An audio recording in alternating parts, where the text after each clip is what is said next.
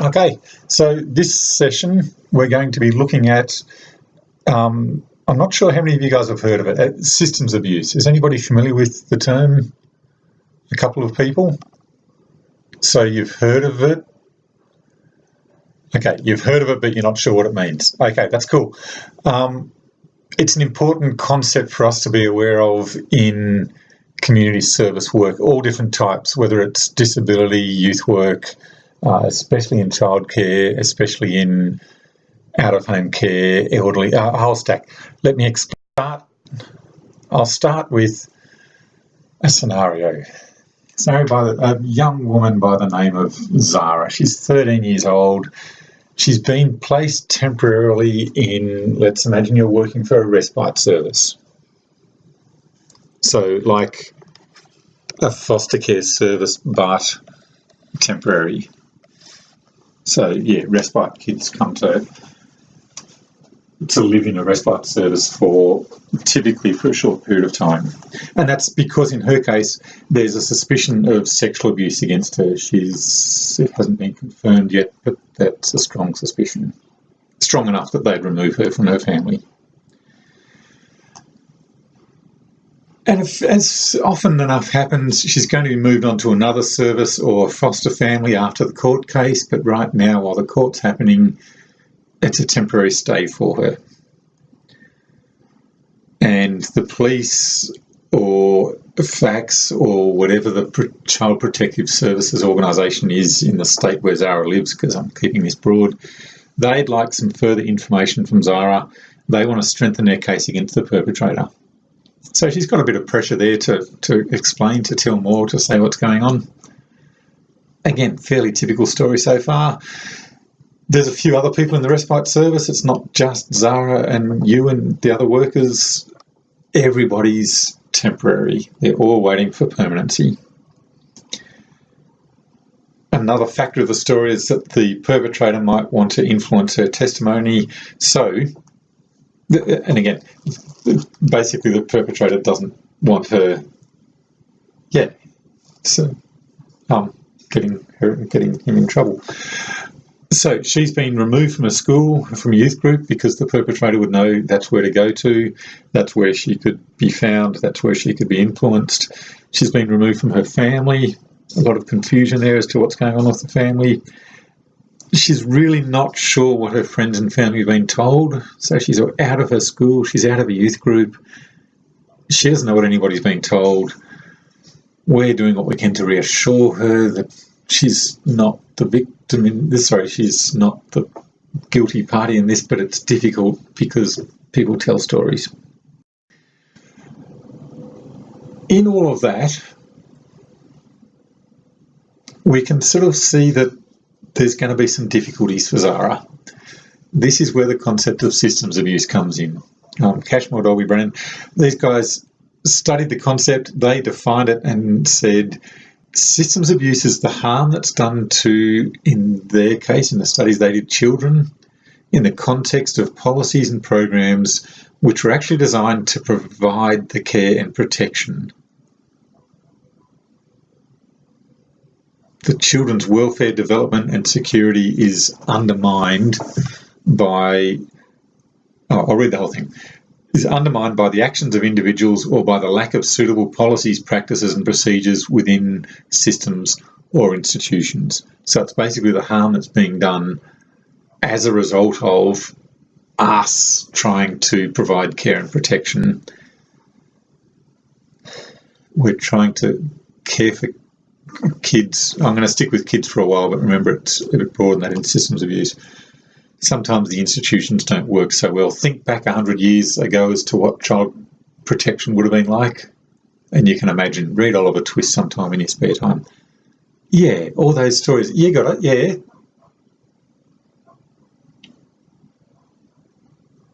That's right, yeah, that's right. So those old stories about kids being put into an orphanage and they were coming from a family that wasn't fantastic, but they were kind of poor. And they're put into an institution where they're being abused, they're being physically, perhaps sexually, perhaps all sorts of other stuff going on. They're having all their future and their family. You got it, similar to our little Zara. So typically, again, the people that studied this concept said we could characterise systems of use. It involves some of the following. It involves either it involves several of the following. The failure to consider what the children's needs are. The unavailability of appropriate services for children. So when the services just aren't there for what their needs are. A failure to effectively organise and coordinate good services, but they're not being coordinated properly. And institutional abuse, where there's actually maltreatment perpetrated within the agencies who have the responsibility for the care of the child. So that last one is what you were talking about, Stephanie, with the kids who were in the orphanages back in the day, is the kid actually being maltreated. But even if we've gotten away from that, even if, that's the easy one to spot in a lot of cases. We know that when we go out into industry, or some of you are there already, we're going to make sure that kids are fed and clothed properly. We're going to do what we can to stop them getting hurt. But looking at those first 3 points, we fit them in as best as we can with the service we've got, because that's where we work. And it's not our job to design a whole new program for this kid's particular needs. So we do what we can with what we got. Maybe there isn't appropriate services, and so we put them wherever we can. And maybe that third point there, maybe the services are there, but they're not being organised or coordinated or that well. So sometimes services, well, an example from a refuge back when I worked for them, some of them, refuges said, okay, this is a refuge that's only for school-age kids, therefore they have to be at school during the day. We might not even have staff during the day unless there's a particular reason for it. That makes sense. That means they can run their service. That works really well for a lot of the kids, except that they can't coordinate that with the school, because those of you who are parents, well, you tell me, those of you who are parents, can I just get a show of hands? So most of us. The rest of you probably had parents, so that... Okay, so think about when you're at school or when your kids are at school. How much has that interfered with your working life, or times when you needed to actually go in for meetings or to pick your kids up? Yeah, exactly. Yes, I've heard about you've already told me there's been dramas with your family. So think about that one as a classic example. A child who's had a few hassles with, I don't want to share too much, but with reading, learning difficulties.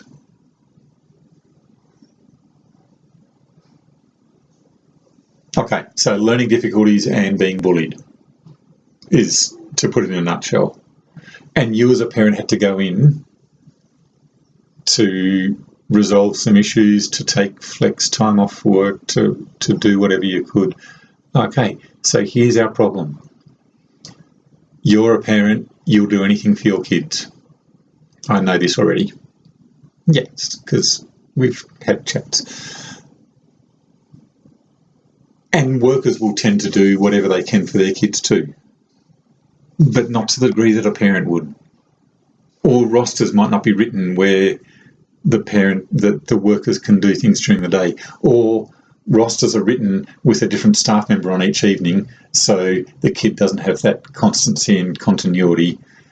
Coordinating between the school and the refuge, that's difficult. And then you start trying to fit in counselling, and you try to start fitting in other things. All these different services each do their own thing, and it gets hard. That's what we're talking about with systems of use, is on that third point there. Services might, in a magical world, all work well together, but they're mostly looking, here's what my needs are, here's what I need to do. The refuge says we need to have them out during the day. The school says we can't have this kid here during the day with all the problems she's got. The counsellor says, I will happily see the child, but somebody has to get her here. You can't just stick her in a taxi. All of those services being fitted together, that's the difficulty.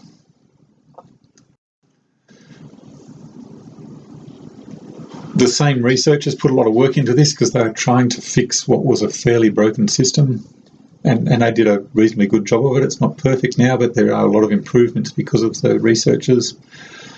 Emotional abuse through systems abuse could occur because sometimes the investigation, so again, they're researching kids who come into care because it's not safe for them in their home environment. So you remember in Zara's story, the police are wanting to gather some information. They are wanting to investigate. They're wanting to stop this perpetrator from doing this ever again. That can be traumatic. There's a balance we're trying to strike there. We want the kid to be safe, but we also want other kids to be safe in future. We want to have somebody locked away, and the legal system has to get... The investigations can be traumatic. Sometimes there's emotional abuse because things I was just talking about, the out-of-home care experience. So out-of-home care is not so much homelessness. I was talking about refuges. Out-of-home care is the term we use for kids who aren't able to live with their parents, and therefore the government, the institutions, us lot, come in to try to help them. But it means, again, think about Zara, multiple placements, lack of continuity, siblings being separated.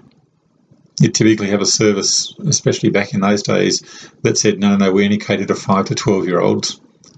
And another service that says, well, we only cater to 12 to 18-year-olds. You've got 3 or 4 siblings. They're spreading that. That means the kids are being separated, as well as being separated from their home of origin. They're not able to get that support they want from each other. That can be emotionally abusive. Sadly, the kid quite often gets removed for their own safety rather than the perpetrator or the alleged perpetrator. By the time the court case has happened, which may take years, the perpetrator may well be removed, but in the meantime we've got this emotional abuse happening. And sometimes at the end of all of that time, the abuser doesn't end up getting punished anyway because there isn't sufficient evidence. It's very hard to prove what's happened behind locked doors. And the child gets removed, so that ends up feeling like the kid... This is one of the reasons why kids, when they disclose, will retract their disclosure. So they'll say that they've been abused, but they'll pull that back again because they'll say, no, it never happened, because it feels like they're actually being punished. Because you said that thing, we're taking you away from your family. And that's what we've got. Okay, so that's the 4 points. There's also emotional abuse that in cases such as, and again, this is the same researchers, failure to protect them from further abuse. So again, this is 94, 96 that they were doing this research, but it was happening a long time before then. Especially when when we were desperate to get whatever carers we could for kids. We had this situation where pretty much any worker will do if they're prepared to work for such little money and they can convince the boss that they're nice people. And they would then have 24-hour access to kids quite often on their own. So when I began work in 1987, I was given responsibility for a farm, but it had up to 10 kids. Actually, I'd started volunteering prior to that. So in 85, 86, we'd started off with 30 kids, an old mission farm. And I'd convince people that I was a good bloke, because it didn't take much convincing, because I really was. I was doing it as a volunteer. Thank you. I said was, not am. But anyway, I was. And I was given responsibility for busloads of kids at a time to take them places, and one-on-one. So the kids are actually very vulnerable when they're just with me. I was safe, but I realised then, gee, that they took me because I was working for nothing or for very little. This would be like a honeypot to all of those people that want to perpetrate vulnerable kids, perpetrate abuse, so people who want to sexually abuse kids, or physically abuse, or any other sort of abuse. Yeah, sorry, I'm emphasising sexual abuse here. Physical abuse was kind of accepted. They stopped, I think it was about 1980 that they, or in the early 80s, that they finally ruled out corporal punishment in schools. You could still get the cane. Yeah, some of you here got the cane back then. Yes, more than once. But yeah, but that was the thing, is you'd get the cane. So that was accepted even in the school settings. So for parents to do it at home, socially acceptable. Put it into a case where it is institutionalised, it was still happening more and more, and people would always come out with the, how else are we supposed to teach them anything if we can't hit them now and then, they're little shits. With that, keep in mind the other lessons you're doing about burnout, where people are losing their patience and losing their shit because they're under so much pressure. There's further abuse that happens physically as well as sexually. I've already talked emotionally. I've sort of touched on already, but child witnesses in the court system, I think we do quite a good job now of saying, how do we protect kids in the court system? They're actually giving their testimony via camera, so they're not sitting in the room, this big, daunting, polished wood room with lots of procedure, with the perpetrator sitting across the room looking at them. They now give their evidence in a separate room where they're made to be safe. The questions can be sent to them via camera to and from the courtroom, but they are allowed to be kept safe that way.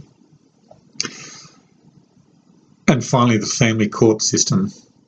So that's where we're talking access and custody. That's not the other courts. We're talking about abuse and criminal acts. Here we're talking about when families are separating, who gets custody. Children can be quite poorly emotionally abused through all of that.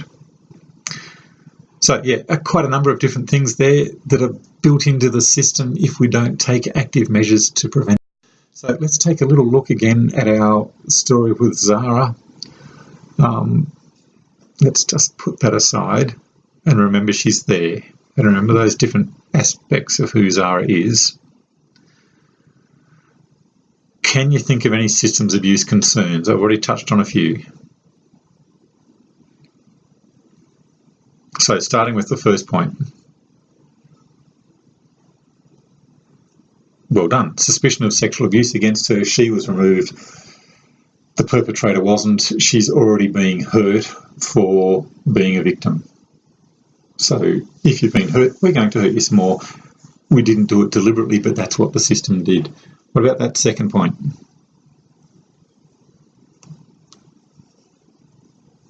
Yeah, the second point and in fact the fourth point are both about that lack of permanency, thank you. A lack of permanency, a lack of continuity. You've been taken away from all the stability you had and you can't be put into a new place of consistency. What about that third point?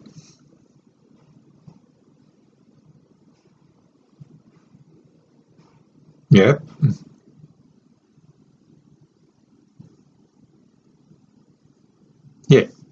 Yeah, that's right. It's difficult. It's hard. This is all hard work, but the police don't want the evidence to be destroyed. They do want to ask some quite personal and intimate questions. So a young person that I have contact with who was sexually abused, so we'll keep using that, similar to Zara, she gave her evidence, she gave her testimony. It was all recorded, she was questioned, she had all the supports necessary there to help her get through it and to help her tell her story. And then 18, I think it's about 24, I think it's a full 2 years later, the court case actually came up and they had to give her the recordings to say, okay, this is what your testimony was. Do you still stand by everything you had to say? We won't make you repeat everything that you said, but we might have some questions, so you'll still need to appear at court. So in contrast to what I just said, the abusive nature of this was she had to find somebody and this is kind of where I came in, who she knew and trusted and she could talk about this sort of thing, keeping in mind that other witnesses couldn't be it. So basically they gave her the recordings and said, you need to listen to this. And it was a good, I would say, a good 4 hours worth of recordings, much of which was her bawling her eyes out, trying to tell this story. She's having to relive this 2 years later. So 4 years after the abuse, 2 years after having made the statement, she's having to listen to these recordings of herself being interrogated, being questioned and crying. And yeah, that was an entire day of somebody she knew. It wasn't actually me, but it was somebody I know. Spent the day listening to these recordings with her so that she could be familiar and say, yes, that's what I believed, and be ready to have questions fired at her the next day. So the police have a difficult job. I would quite like it if court cases were all resolved within a month of the crime being made aware, the police being made of the crime, but it's not how it happens. So that's the third point there. What about, we talked to the first, second, third, fourth points. The alleged perpetrator might want to influence her testimony, so she's been removed from her school, her youth group, she's been removed from her family, and she's not sure what her friends and family have been told. So some people would always see her as this tainted, there's the girl that was raped, there's the girl that had sex when she was under 12. And yeah, there's cruel, but that's the picture that people have in their minds. So just not knowing what people thought and thought of her, all those immediately around her were very supportive, but there was that difficulty. Lots of systems abuse there, as well as the abuse that happened in the first place. There's our definition again: harm done in the context of the policies and the programs designed to provide care and protection. Their security, their development, their welfare was undermined by the system itself. So I want you to take 5 minutes, think about ways that we could prevent systems abuse in Zara's case. So, well, I've told you about someone who's similar but not Zara. Zara is a made-up conglomeration of half a dozen people I've worked with over the years. I want you to think about that for 5 minutes. I want you to think about how you could keep her right to safety happening and any other ideas. And think of it beyond, once you've sorted through that, think about other ideas for preventing systems abuse for someone who's not 13-year-old Zara but is perhaps disabled adults, perhaps people who weren't sexually abused but are still removed, perhaps males, perhaps people from culturally and linguistically diverse backgrounds, maybe Aboriginal people, thinking about of history, family histories there. I'll give you 5 minutes. Write it down, what the issues are, and writing down, thinking about possible ways that you could prevent that abuse from happening. Go for it, people.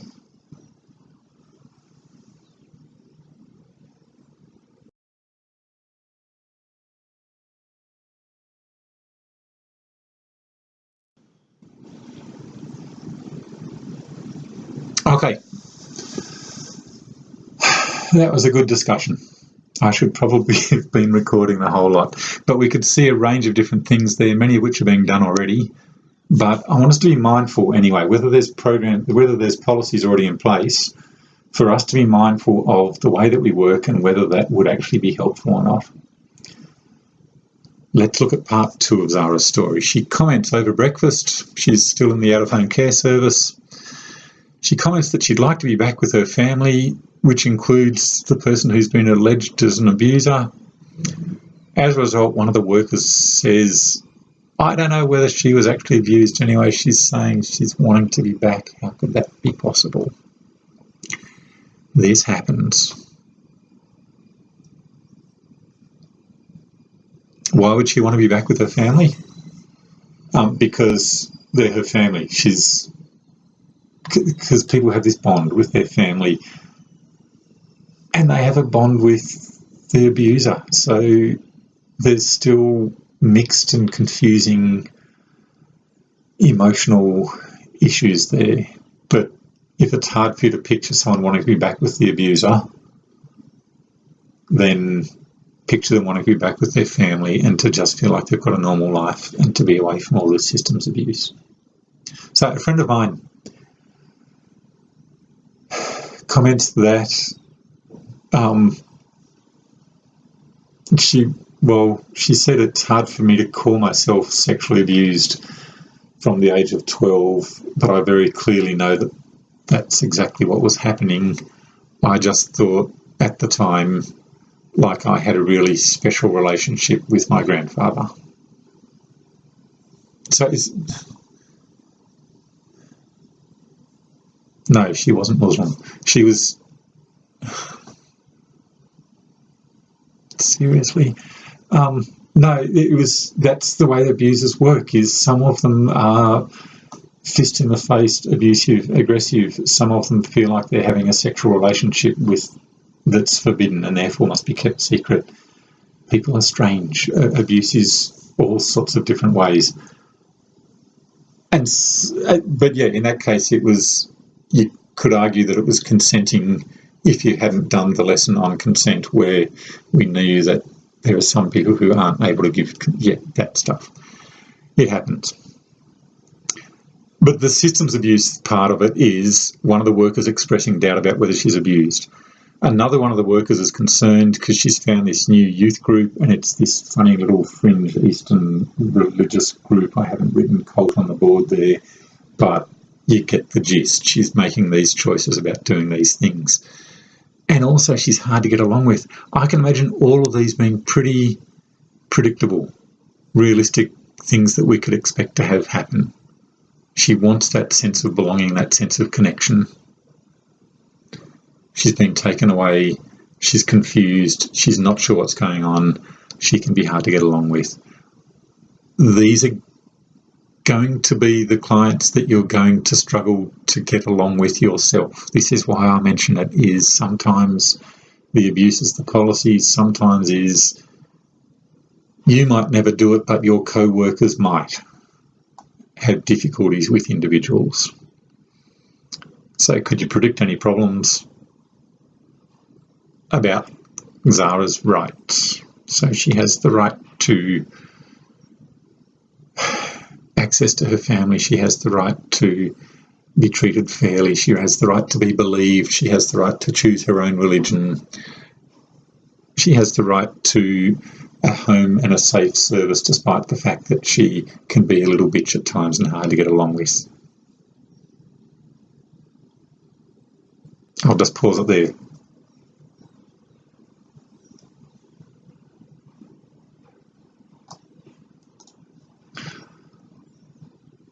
Okay, so that was a good discussion. So any problems with those rights, we've covered them. Making sure that their rights are protected and the service is delivered with respect for the diversity of personal values, beliefs and attitudes is hard. One small method is that homelessness services, so I'm talking different to out-of-home care now, I'm talking people who are older and not able to live with their family for some reason, not removed, but yeah. They're having to put up I think most of them had it already, but it's now part of their funding brief.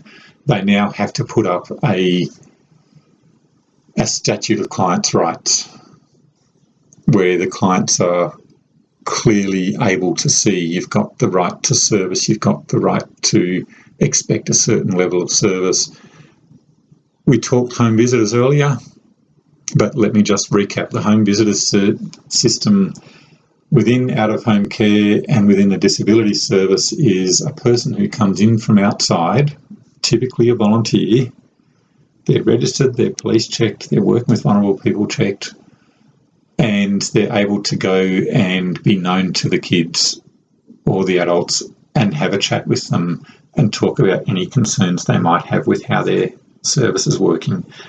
They deliberately don't align themselves with the workers because their job is to be a contact person for the clients, so that they, at least if there is systemic abuse happening, the hope is, the plan is, the theory is that person can at least be someone that they can speak to.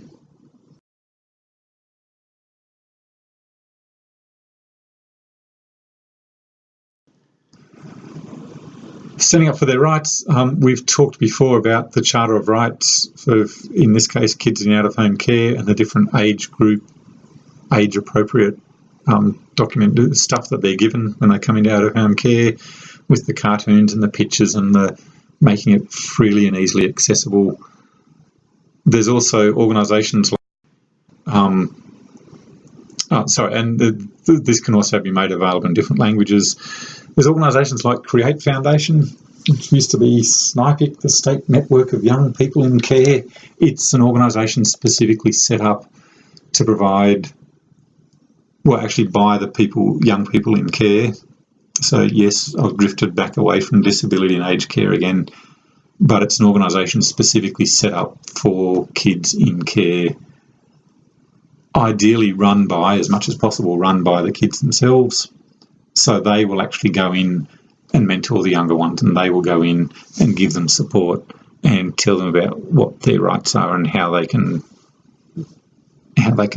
survive all of that. Child-friendly language. Yes, we'll take a break soon so my voice can recover.